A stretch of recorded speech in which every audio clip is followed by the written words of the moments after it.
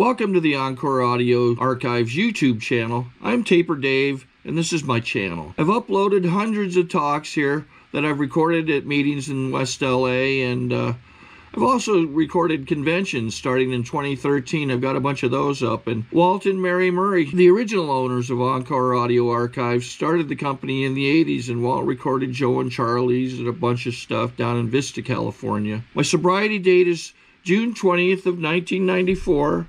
I hope you find something you like, so please like and subscribe to my channel and comment down below. If you want to hear something that I don't have or that you don't see, I'll see that I get it. Anyways, take care and have a great day if you want to.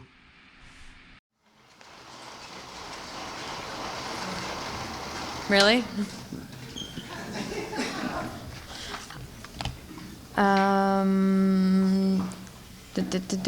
After birthday later shares until 8:30. Okay, hi, I'm Rome Alcoholic. I also set a pretty obnoxious alarm on my phone for when my time is up. So we'll all know. There's no getting away with it, because it's not about me. To be honest with you, I'm in a horrendous mood today. Horrible mood. Bad. And that still happens. I'll start off by saying this. I'm sober by the grace of God, and my sobriety date is July 5th, 2002. Wow, that took me a second. It was April 16th, but at 3 months of sobriety, I made a boy my higher power. He went out, so at a 4th of July party at my grandma's house, I thought it would be okay to take a huff off of a Ready Whip can, because I didn't think that would count, you know, because it's Ready Whip. And I did it in front of my brother, mother, grandma, everybody who relapses like right in front of their family. And we all laughed. But I knew deep down in my heart that I was wrong. And I went back to my sober living that night, and I told the sober manager. Little did I know that I was going to get kicked out and sent to Mickey Bush's sober living for a week. And Cry Help was going to pull my pass.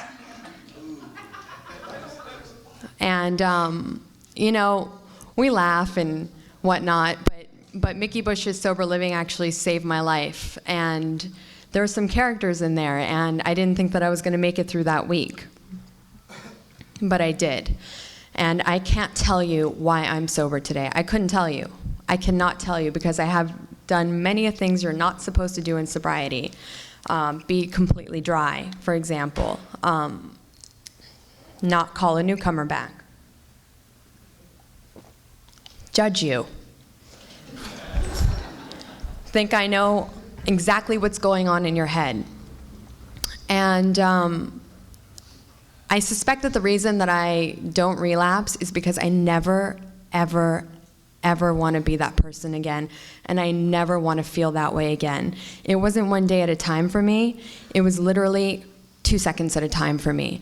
I remember I had to utilize these really dumb, retarded tricks. Oh my God, I have 1 minute. Okay. Wow. My counselor would have me wear a rubber band around my wrist, and when I'd have my panic attacks, I would have to snap the rubber band, and it would be really painful, but it would put me back in the moment. And I'd have to stare at the ceiling and be like, okay, that light's in this room is in this building's in Los Angeles in California, until I'd get to like Milky Way, and then my brain would hurt. I don't have to do that anymore. I now simply pray and call a newcomer and get out of myself. And it's funny, because I'll come up with every other solution still with almost 7 years of sobriety before I get to the real solution. I've come up with electroshock therapy, I've come up with lobotomy, I've come up with moving to Africa, I've come up with I'm like, oh yeah, pray. That's my alarm. Oh yeah, pray. I forgot, because I forget. Everything that like is every day ingrained in my mind, I forget. And the funny thing is, I never forgot to drink or use. And that's how cunning, baffling, and powerful this disease is. And yeah, I might not feel so amazing today. I might not be like bubbly. Not that I'm ever really bubbly, but I mean, at my worst, I'm here in an AA meeting speaking, and people aren't repulsed by me. And I'll end with this. When I was out there, nobody wanted to be my friend. And I was really, really baffled as to why nobody wanted to be my friend. And it turns out that they thought I was a loser. And the punchline was that I was a loser. And it's really, really harsh reality. It's a harsh reality when you have to face who you really are and fix it, you know? So if there's shit in your life you're not happy with, you don't like who you are, the good news is it doesn't have to stay that way. You know, we will love you anyway. And have a good night.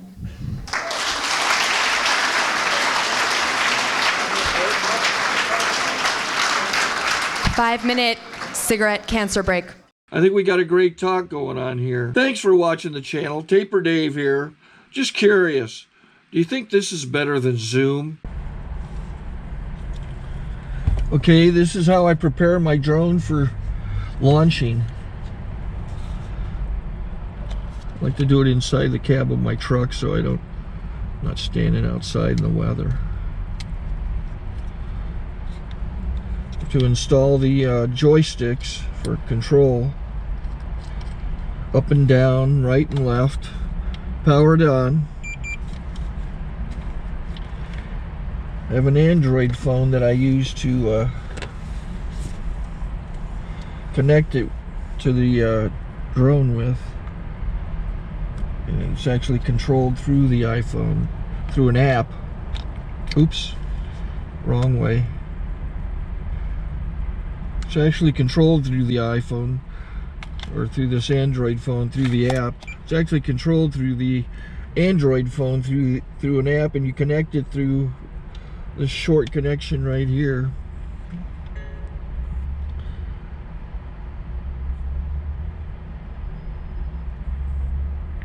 Remote control connected. Remote control's connected. So I pull out the drone. I have to extend the legs, long legs extended first, then the short legs. Remove the gimbal protector. Set that aside, then power it on one short burst, then one long burst. I lay it down. So I have to go to calibrate. So the drone's not connected yet. It shows you here as this drone gets disconnected, even though the remote's powered on. So the drone has to establish it's connected. So I go into the app to calibration mode.